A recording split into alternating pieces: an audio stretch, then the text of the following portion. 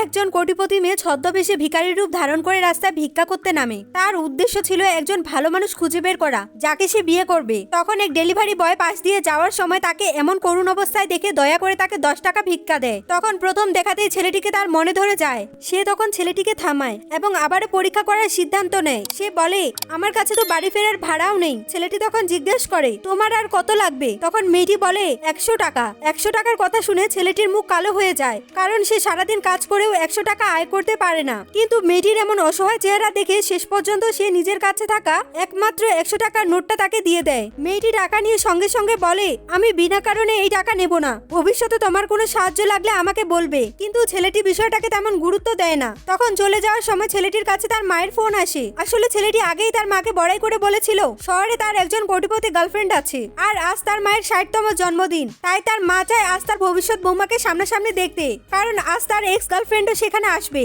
এবং যদি সে তার নিজের কোটিপতি গার্লফ্রেন্ডকে নিয়ে না যায়, তাহলে তাকে তার এক্স গার্লফ্রেন্ডকেই বিয়ে করতে হবে। ফোন রেখে ছেলেটি অনেক চিন্তায় পড়ে যায়, কারণ তার তো কোনো কোটিপতি গার্লফ্রেন্ডই নেই। তখন হঠাৎ তার মনে পড়ে এই ভিখারির কথা, কারণ সে তাকে সাহায্য করতে চেয়েছিল। তখন সে আর দেরি না করে মেয়েটিকে অনুরোধ করে বলে সে যেন তার মায়ের সামনে ভুয়া গার্লফ্রেন্ডের অভিনয় করে। আর মেয়েটিও যেহেতু তাকে পছন্দ করতো, তাই সেও সঙ্গে সঙ্গে রাজি হয়ে যায়। তখন নাটকটা আরো বিশ্বাসযোগ্য করতে সে মেয়েটিকে নিয়ে শপিং মলে যায়। আর যখনই নতুন পোশাক পরে মেয়েটি বের হয়, তখন ছেলেটি অবাক হয়ে তার দিকে তাকিয়ে থাকে, কারণ এখন তাকে আরো পরীর মতো সুন্দর লাগছে। তারপর তারা ট্রাক্টরে করে ছেলের বাড়ির উদ্দেশ্যে রওনা হয়। তারপর সেখানে গিয়ে কি হয় সেটা জানতে হলে চ্যানেলটিকে সাবস্ক্রাইব করে দিয়ে কমেন্টসে পার্ট 2 লিখুন।